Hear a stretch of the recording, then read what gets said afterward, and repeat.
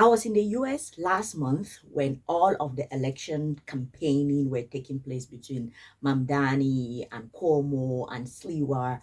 And I saw a lot that I'm going to be sharing with you all. As you all can see here, this is actually my suitcase. I am still taking off my things. This is how fresh off the US I am. And the things that I saw there were extremely interesting, and I'm going to share them with you. The while I was in New York, this was when the campaigning was taking place. You had Cuomo going against Sliwa, going against Mamdani. And now that the election results are over and Mamdani has won, there are certain things that there are some few thoughts that I want to share based off of lessons that I think we all as a collective can learn from it. So the first thing is when I was in New York, right? I was watching a ton of local TV stations and just trying to get in touch with like, what is the news, what is going on. And of course, it was campaign season. So there was a lot of campaign things going on TV. But one of the things that I noticed was that there were very few ads that were run by Mamdani. Then when I was reading the news, I learned that about 22 million, is it billion or million? I think 22 million had been put towards fighting Mamdani, which means that all of this money was put for Cuomo's campaign and maybe some of it went to Stewart's campaign from all of these extremely wealthy individuals. And I remember sitting and watching TV in the US, in New York. Let me say in New York because it was different when I was in California. When I was watching the news, when I was watching TV, I really noticed that there wasn't a lot of ads that were run by Mamdani. And I was telling one of my friends, I think he's going to lose. I think he's going to lose because if he is planning to win elections and if ads are something that is part of like the US's let's say campaign life and where people go for information, he is not going to win because I think it was like in my third day, yeah, either on my second or my third day, that was the time I saw the first ad from Mamdani, and it was Mamdani and Bernie Sanders, and it was like a very interesting ad.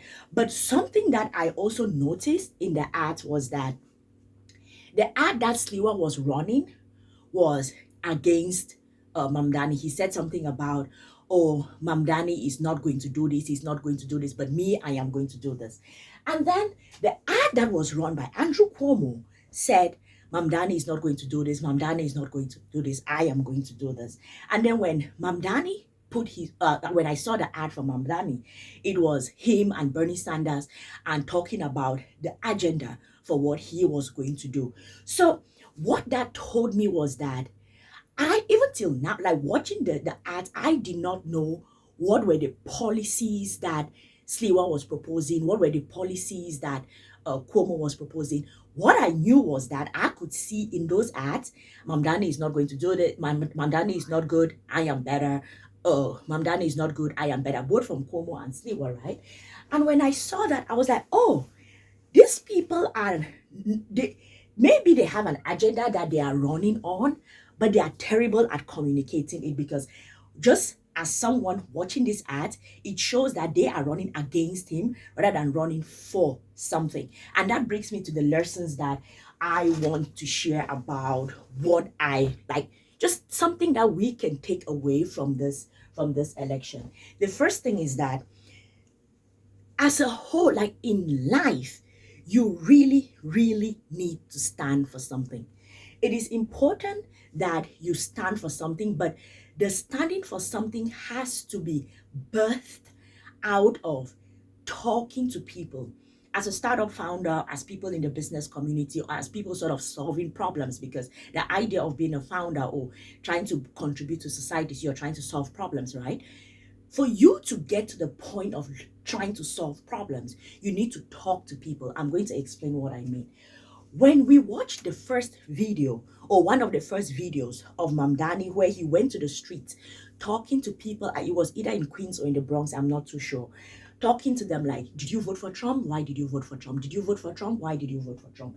And it was in talking to the people that he started understanding that sense of affordability is a problem. We cannot afford this, we cannot afford that. And because of that, people decided to vote for Trump, who was saying, we're going to bring down grocery prices, we're going to bring down grocery prices, right?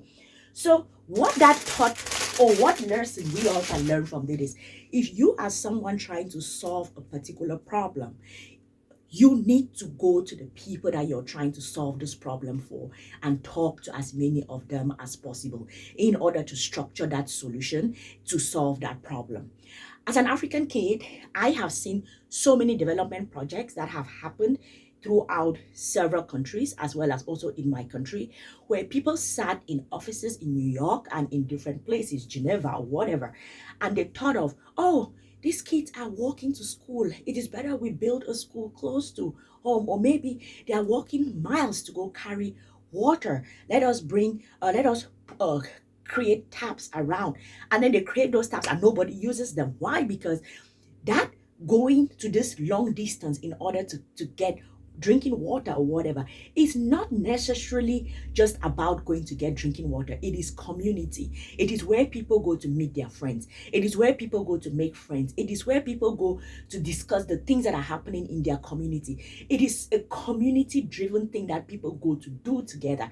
So it is extremely important that you take time. You may have these lofty ideas on, we should solve this, we should solve that, but for you to be able to solve a problem, number one, it's extremely important that you talk to the people that you're trying to solve a problem for, and they are going to inform you on what their issues are and if they even need your solution or not, right?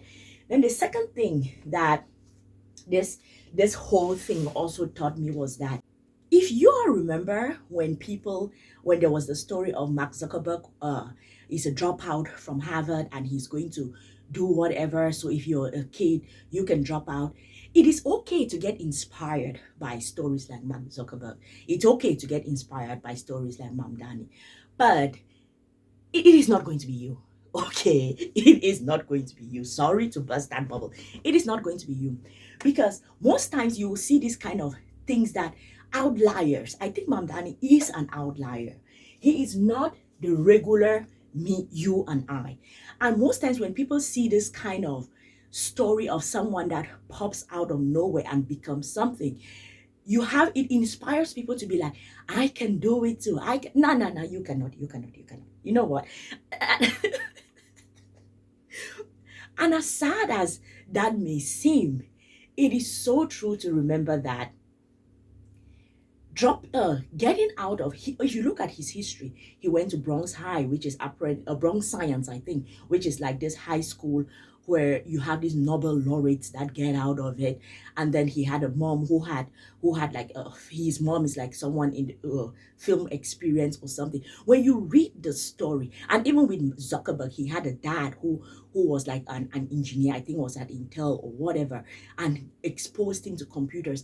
It is okay to get inspired about this kind of stories, but follow your lane. Like, get inspired, but don't think that that is going to be your story, because so many people were going on this train of, oh, if Zuckerberg got out of Harvard and was able to build a multi-billion-dollar company, then I can't. No, you cannot. No, you cannot. His network and all of the things that make him is different. And even just for nothing, we all have different callings in life. We all have different North Stars. But just know that even if it is okay to get inspired, but do not think that you're going to do something like that. And it sounds pessimistic, but I think it's extremely realistic. But what you can learn from that is this: the third thing that I think we can learn from that is distribution, grassroots distribution. If you are having a company or whatever it is that you're doing, you need distribution, because without distribution, number one, your company is dead, because that is distribution is like sales, right? If you're not selling, if no one is willing to pay you money for whatever thing that you are offering, then you are not going to get any money. And what he did was he mastered social media, or he created a team around him that mastered social media and created content that was native to each platform, understanding the algorithm and how to feed that algorithm, and have a ton of micro influencers who could distribute what he was creating. And people created their own things.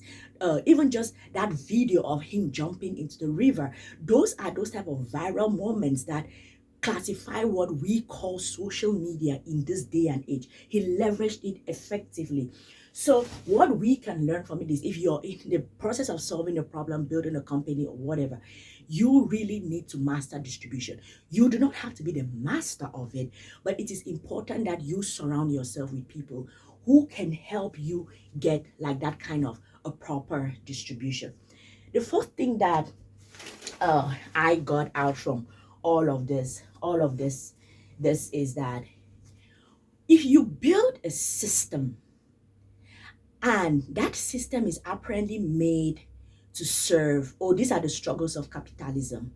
When a system is built and it is made to serve people, and then years go by and years go by and years go by, and you see that the younger people are getting like less wealthy than the older people, at some point those young people are going to revolt. They are going to revolt against that system. They are going to revolt against that system because they are not seeing what that system is doing for them. I think that the reason why Mamdani's message was able to resonate a lot with young people is because they could see in their daily lives, they are getting out of school with a ton of debt. They are not able to sort of start life because of everything that they are owing. They are getting out of school and moving back in with their parents and all of those things. So if the promise of capitalism is that we all are going to be able to make money and there will be a good distribution of it, if you work hard enough, you will be able to achieve so many things. And then you have done your share to work that hard enough, and then you're not getting anything out of the system. When someone else comes and the person is telling you, we are going to bring change, that change is a message of hope. That change is a message of, oh, see what we've been trying, it's not been working. Let us try something else. Even if you go back to like Obama, those were things that people bought into. People were like, oh Lord, let us change. And with this, I'm originally from Cameroon, and we just elected a 92-year-old to be our president for the eighth time, for the eighth term, and he was sworn in a couple of days ago. And to me, when I see those type of things, my question is that, don't you even want some hope? Like, don't you, even if Mamdani may not achieve all of the things that he's setting out to achieve. I took tea to the US and I brought it all back because I didn't know who to give it to. I was like, maybe I could have given this tea to the people at the hotel where I was staying. Anyhow, this is tea that I brought from the US. So maybe he may not even achieve all of the things that he set out to achieve, right? But just that message of hope. That is, I think Obama had a book called The Audacity of Hope, right? There is something that goes to the message of hope that makes people feel that sense of there is something to aspire to. I studied in Japan, like for what? Oh, 8, 9, 10 years of my life. And when people graduated, I remember our classmates from Rwanda, all of them were going back home and we're having that conversation of, are you going to go home? Are you going to go home? And I was like, go home where? And all of my classmates from Rwanda were like, we are going home. Why? Hope. Hope. There is something that when a country is able to give its young people hope, those people believe there is a shared thing that they can contribute to.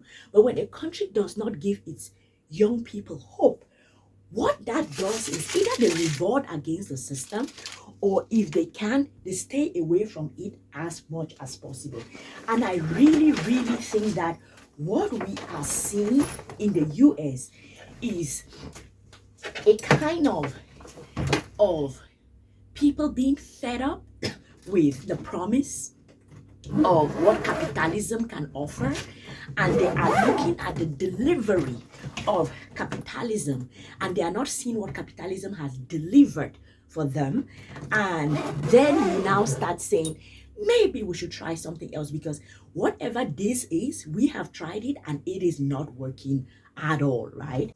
And then I think the last thing that we all can take from this is that content creation and content creators is where it's at. Like old, like traditional TV, that still, yeah, it is important, because as I said, when I was in New York, I saw all of the ads that Sliwa and Cuomo were running on TV. And I also saw ads for Mamdani, right, later on. But before Mamdani was like exploiting this ton of or he was exploiting this ton of TV ads, but he was exploring or exploiting a ton of social media ads. Social media is where it's at. So it is extremely important, no matter what you're doing, content creators, if you have to partner with like small content creators, if you have to learn how to create content yourself or whatever. But if you are someone that is trying to build something, create influence or do whatever, it is important that you're able to understand content creation or build a team around you that properly understands content creation, that they can work with you to be able to achieve your aim. So what I am going to be doing after going through this whole election cycle, I'm sounding as if I am a US citizen. I'm not, but I think there are lessons that we all can extrapolate and learn from this and use it in whatever thing that we are doing. And those are the lessons and the things that I am going to be doing. I'm going to be really, really doubling down. I'll be doubling down a ton on content creation, really, really understanding how each of the systems work. And when I eventually raise any money for my startup, I am going to be partnering with like content creators to see how we can create content and leverage that to maximize distribution, because I believe that if Mamdani is able to do a grassroots organization of people and build an audience to the point where he grows from 0% to winning a mayoral race in one of the most important cities in the world, I think there are definitely lessons that we should be taking from that. And as people trying to build businesses, as people trying to solve problems in the world, that is a playbook that has been set for us to copy, to take and run with it. Let me know in the comment section, what are the things that you learned from this the New York mayoral race? What are the things that you learned from Mamdani? What are the things that you learned just watching this play out for this young boy who now made his way to becoming one of the youngest, even in the youngest in the last 60 plus years, becoming mayor of the biggest city in the world? What did you learn from it? What are you going to be taking from it? What are you going to be doing better? Because things happen in the world, right? But it is easy to just watch and just be like, okay, that happened. But I feel that there are lessons that we can learn from it, and those lessons can help us implement those things in our like real lives. And that is actually what I am taking from this particular race. So y'all let me know in the comment section, what did you learn? What are you taking? What are you going to be doing different based off of what you saw happen?